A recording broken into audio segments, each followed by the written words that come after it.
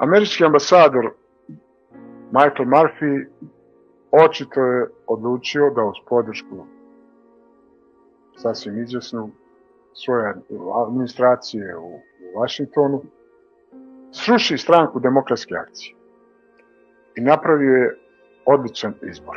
Zašto?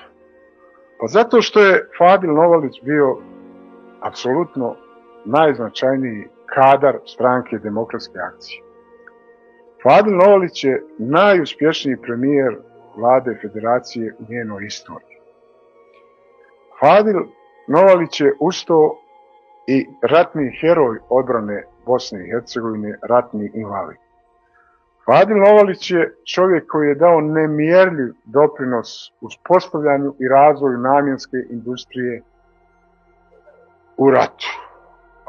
Fadil Novalić je čovjek koji je bio uspješan menadžer, uspješan biznismen, uspješan direktor najmodernijih pogona koji su uspostavljani poslije rata u Bosni i Hercegovini, zahvaljujući kome je uspostavljen klaster proizvođača u autoindustriji u Gradarcu, Gračanici i Brčkom. Za vašu informaciju, više od 550 miliona maraka je bio izvoz ovih malih preduzeća iz Gračanice, Gradarca i Brčkog u zemlje Evropske unije, najpoznatije svjetske proizvođače automobila kao što su Volkswagen, Audi, Mercedes, Opel, BMW, Peugeot, Citroen.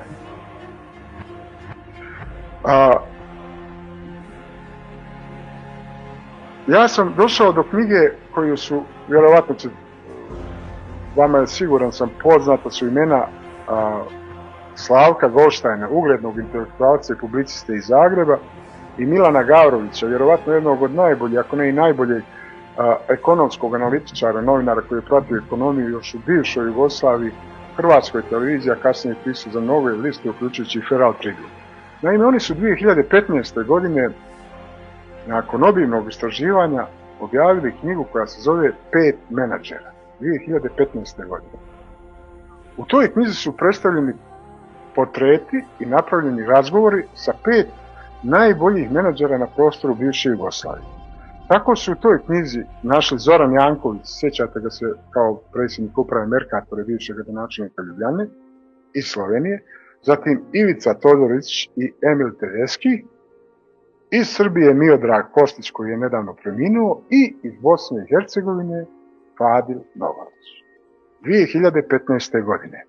O Fadilu Novaliću se u akademskim, ali pogotovo u menadžerskim i ekonomskim krugovima regiona znalo puno više nego što je on postao, puno prije nego što je on postao premijer vlade Federacije Bosne i Hercegovine. Na kraju svog 8-godišnjeg mandata u budžetu vlade Federacije na računima ostavio 800 miliona maraka. Na računu elektroprivrede Bosne i Hercegovine 321 milion maraka. Na računu BH Telekoma 350 miliona maraka. Na računu BH Pošte 142 miliona maraka. Kakvi su bili rezultati vlade premijera Novalića? Najbolje se znaju ratni vojni invalidi, penzioneri, 30.000 novo zaposlenih u njegovom mandatu. Ono zbog čega je on podvrgnut ovakvom montiranom sudskom postupku, da ovako brutalno kažem, jeste pravilna procjena ambasadora Murphyja da će to biti najveći udarac za stranku Demokratske akcije. Ali ni po jada da je samo za stranku Demokratske akcije. Tek sada, kad uporedite vladu i uporedite premijera Novalića i njegovu vladu sa ovom vladom i sa premijerom Nikšićem, onda ćete razumjeti o čemu se radi.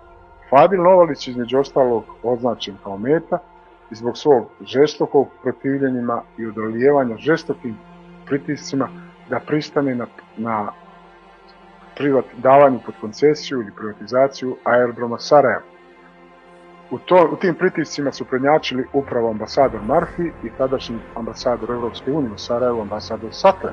U ostalom to nisu krili, već su objavili zajedničko saopštenje u kojem su naveli da vlada federacije mora dati koncesiju na korištenje sarajevskog aerodroma.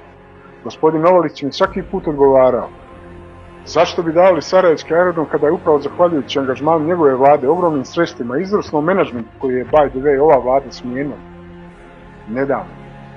Kada taj aerodrom posluje profitabilno, kada posluje na najbolji način, ima najbolji menadžment u istoriji tog aerodroma, kada je ostvarao najveći porast broja putnika od svih aerodroma u regionu u prošloj godini, i zato je naravno gospodin Novalić odabran kao med.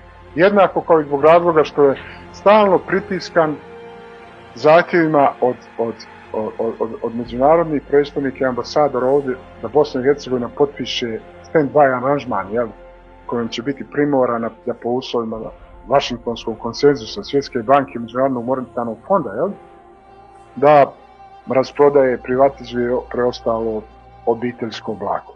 To su razlozi zbog kojih je Fadil Novalić bio meta i postao žrtva.